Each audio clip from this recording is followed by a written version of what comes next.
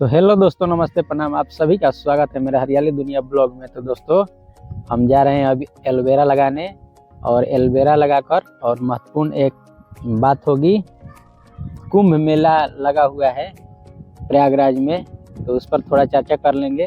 तो आप लोग हमारे ब्लॉग पे बने रहें और देखते रहें और समझने का प्रयास कीजिएगा। जब हम महाकुंभ के बारे में मैं कुछ बातें बोलूँगा तो उसके बारे में समझने का प्रयास कीजिएगा आप लोग।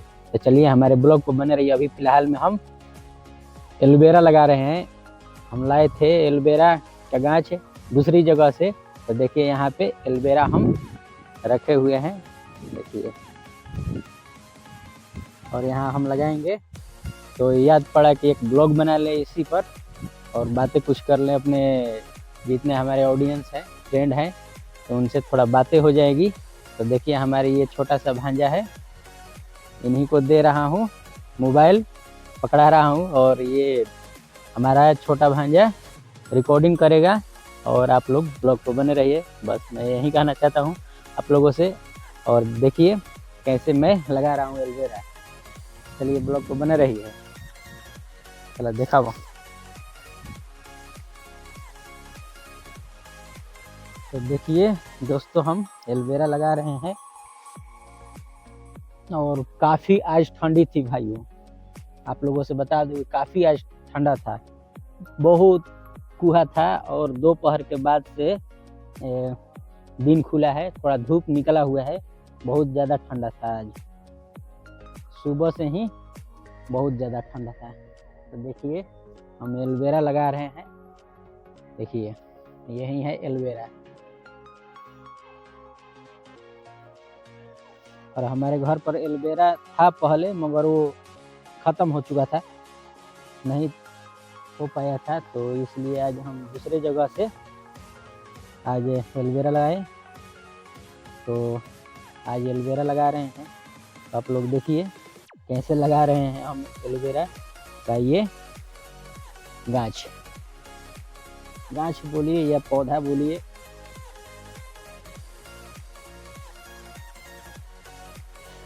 देखिए ज़्यादा खाल में पड़ जा रहा है।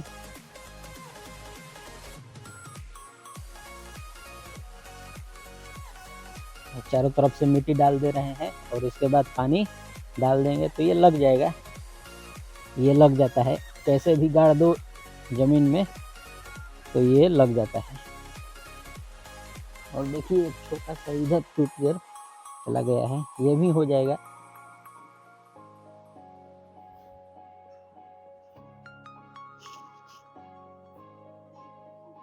हाँ, रोका है वक्त में।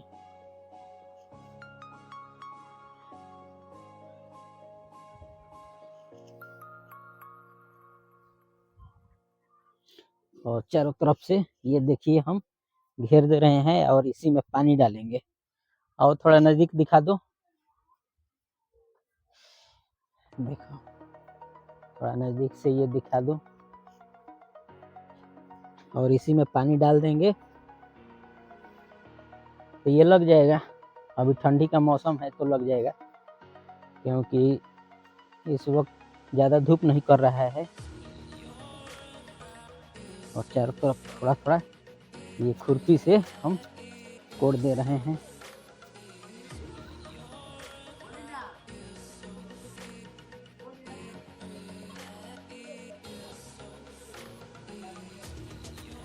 चलिए, और इसमें हम पानी डाल दे रहे हैं और इसके बाद ये फाइनली लग जाएगा।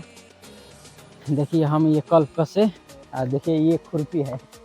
हम लोग के गांव देहात में ही ये किसी भाई कोई भाई देखे होंगे तो बताइएगा। बिहार के तो लोग देखे होंगे और ये शहर में बहुत कम देखने को मिलेगा। ये इसी का नाम है खुरपी। हम लोग देहाती भाषा में खुरपी बोलते हैं। ऐसे से कोड़ते हैं या घास निकालते हैं इसी से। और फाइनली दोस्तों हम कल चला कर ले जा रहे हैं, कल पर से पानी ले जा रहे हैं और वहाँ पर डाल देंगे और लग जाएगा एलोवेरा का गाछ। ज़्यादा नहीं पानी डालेंगे, देखिए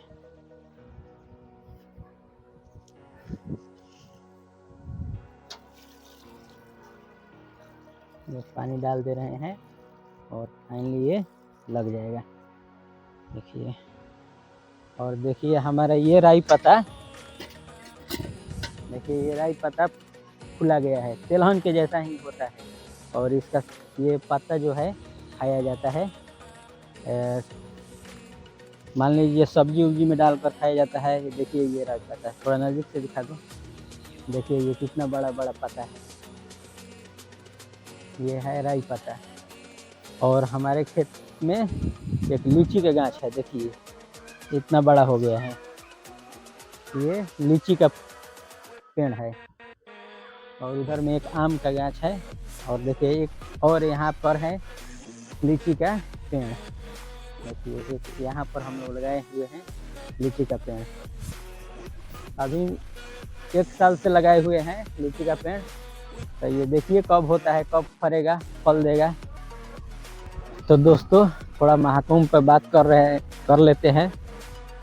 तो दोस्तों महाकुंभ में बहुत सारे लोग गए हैं स्नान करने के लिए और अभी भी जा रहे हैं। तो बहुत अच्छा की बात है, महाकुंभ नहाना चाहिए और जो सारा मन में द्वेष है वो सारा चीज़ वहीं पर मिटा देना चाहिए और एक साधु संत जैसा अपना विचार रखना चाहिए। किसी के प्रति कोई मन में द्वेष नहीं रखना चाहिए, किसी को भी, चाहे वो कोई भी व्यक्ति हो। तो महाकुंभ नहाने से माने सारा पाप धुल जाता है, ये बात तो सभी को मालूम है। तो सारा पाप धुलने के लिए लोग जा रहे हैं कि हमारा कष्ट माने अच्छा हो जाए, कष्ट हर ले वहाँ पे। क्योंकि जब समुद्र मंथन हुआ था उसमें से अमृत जो निकला था, न जाने 4 जगह अमृत का एक एक बूंद गिरा हुआ है। एक बूंद जो कि गिरा था प्रयागराज में, और कहाँ कहाँ गिरा है, तो वहाँ पर एक तीर्थ स्थल बन चुका है।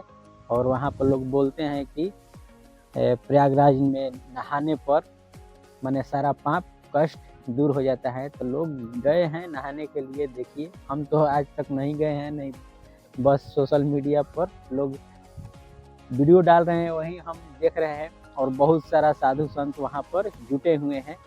पूरा अपने हमारे भारत देश में जितना भी साधु संत हैं वो सभी लोग जुटे हुए हैं।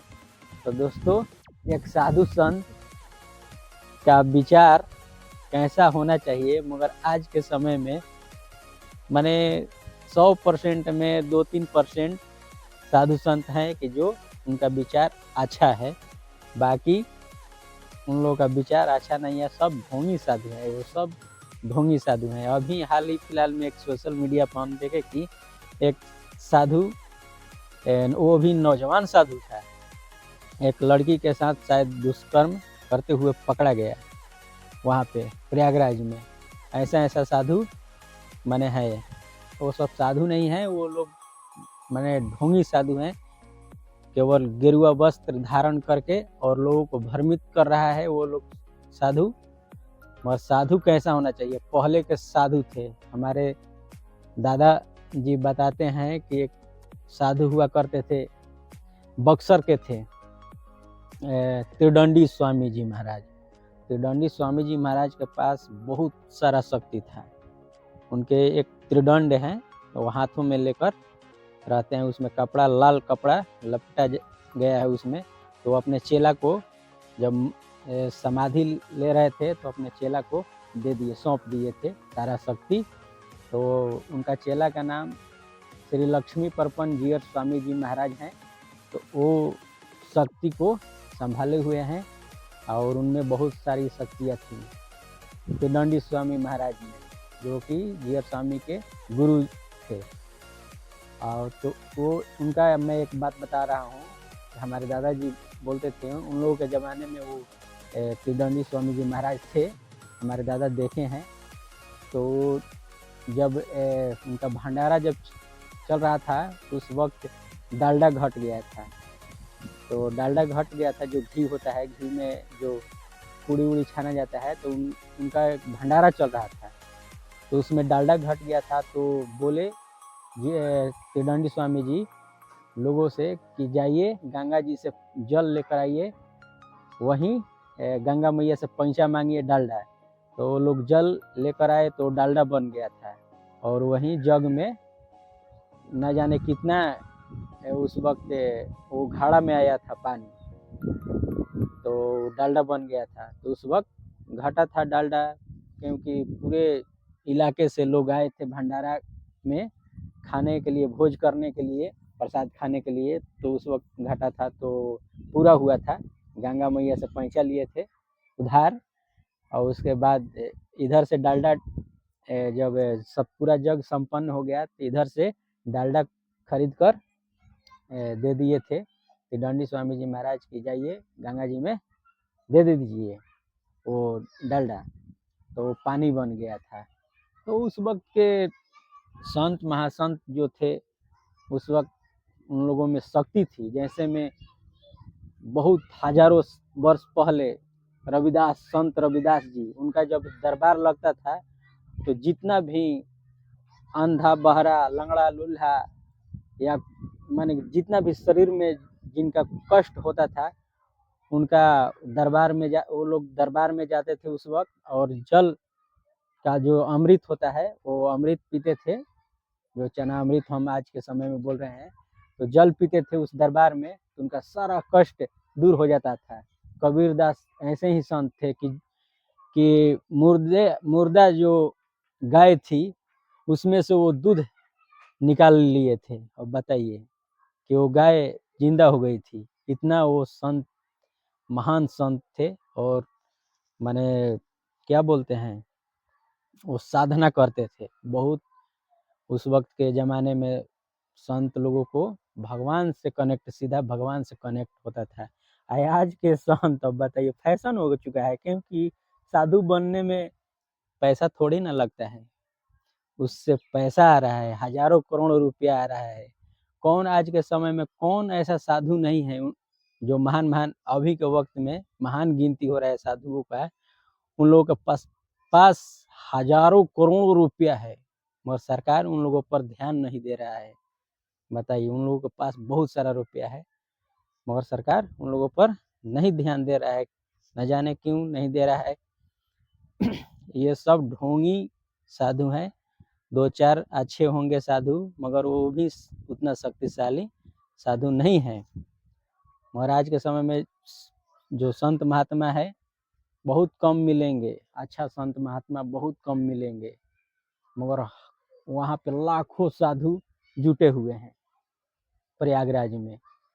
अब बताइए, वो सब साधु हैं। एक टिकटॉक बनाने वाली लड़की साधु बन गई है। अब बताइए आप लोग, जो पहले डांस किया करती थी, अब मॉडल टाइप पर थी, जैसे मॉडल गर्ल बोला जाता है, वो ऐसा थी। मॉडल वो जो उसका पहनावा था उस वक्त, वो मॉडलाइज था।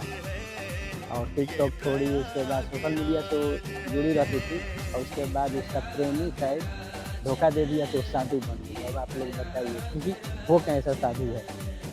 ऐसा साधु इस भारत देश को नहीं चाहिए, ये सब ढकोसला है। और दोस्तों, आप लोगों से बता दूं कि एक और जाटा, बहुत बड़ा उसका जाटा है। ये केस जो है वो पूरा माने कि पैर तक उनका जाटा है। वो एक औरत साधु हुई है, औरत नहीं है वो, कुंवारीपन से ही वो साधु बन चुकी है। तो साधु का भेष धारण की है, तो वो भी सुख भोग रही है, सांसारिक सुख वो भोग रही है। पलंग पे बैठकर क्या क्या अच्छा भोजन करना और घर में रहना, वो सब सांसारिक सुख भोग रही है। साधु लोगों का मठ पर रहना चाहिए और एकांत जगह रहना चाहिए, मगर आज के समय में साधु वो महंगी कारों पर चल रहे हैं। बताइए, पहले के साधु संत थे कि पैदल यात्रा करते थे, कहीं भी जाना है तो पैदल यात्रा करते थे, मगर अब तो गाड़ी का सुख सुविधा है, और उन लोगों का पर्सनल वो गाड़ी है। तो बताइए उन लोग का कमीनी कितना होता होगा। बहुत सारा पैसा भारत देश को लूट रहे हैं वो सब साधु, और ये सब ढोंगी बाबा है। जब हमारे लालू जी जब मुख्यमंत्री थे उस वक्त, ना शायद रेलवे मंत्री थे उस वक्त, सांसद में बोले थे, ओए साधु बाबा जाइए मठ में रहिए, नहीं तो जंगल में रहिए, आपका यहाँ पर कोई काम नहीं है। और लोग उन पर हंसते थे। मगर एक महान नेता, वो महान नेता थे। वैसा नेता अभी के समय में बाई चांस एक आध दो है, नहीं तो वैसा नेता आज के समय में मिलना मुश्किल है।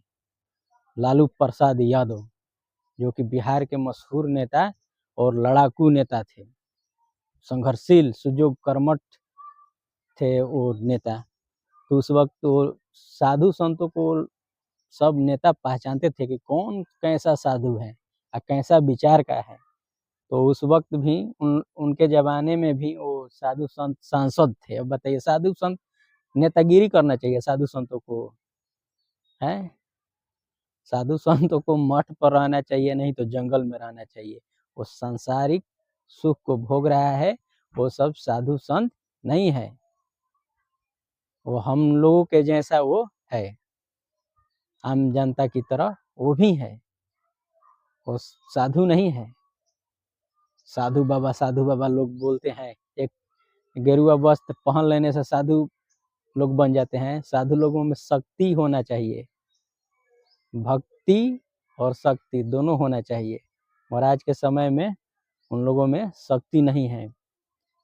कबीर दास जैसा, मैं गुरु रविदास जी जैसा वैसा शक्ति है।